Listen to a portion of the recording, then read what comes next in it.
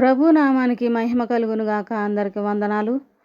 మొదటి కొరింథీయులకు రాసిన పత్రికలో 11వ అధ్యాయము 26వ వచనంలో ఇలా ఉంది: మీరు ఈ రొట్టెను తిని ఈ పాత్రలోనిది త్రాగునెల్లప్పుడు ప్రభువు వచ్చే వరకు ఆయన మరణమును ప్రచురించుదురు అని వాక్యం సెలవిస్తూ ఉన్నది.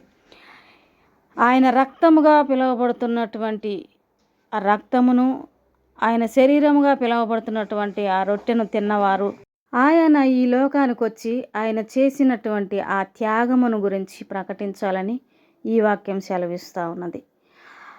ఆ బల్ల తినటానికి, ఆ రక్తం తాగడానికి అర్హత కలిగి ఉండాలి మనం.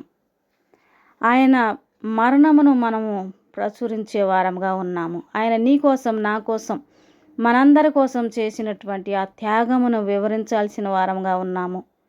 అయోగ్యంగా కాకుండా యోగ్యులము అయి ఆ బల్లలో చేయి వేయాలని వాక్యం సెలవిస్తూ ఉన్నది.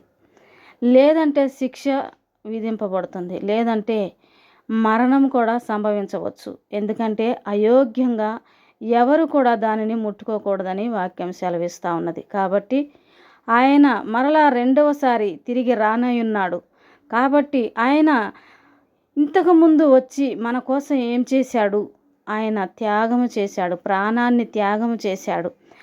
ఆ ప్రాణత్యాగము గురించి అనేకులకు వివరిస్తూ, అనేకుల్ని ఆయన సన్నిధికి నడిపిస్తూ, అనేకులకి ఆయన చేసిన ప్రాణత్యాగమైనటువంటి సువార్తను ప్రచురించాలి. అలాగే మన జీవితాలను కూడా పవిత్రంగా ఉంచుకోవాలి. ఆయన బలలో చేయి వేయాలి, ఆయన మరణాన్ని ప్రచురించాలి అని ఈ వాక్యం సెలవిస్తూ ఉన్నది. కాబట్టి ఆ విధంగా మనమందరం ఉండాలని దేవుడు ఆశిస్తున్నాడు.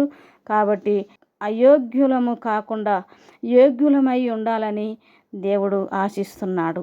కాబట్టి ప్రతి ఒక్కరము ఆయన మరణం గురించి ప్రచురిస్తూ ముందుకు వెళ్ళాలి.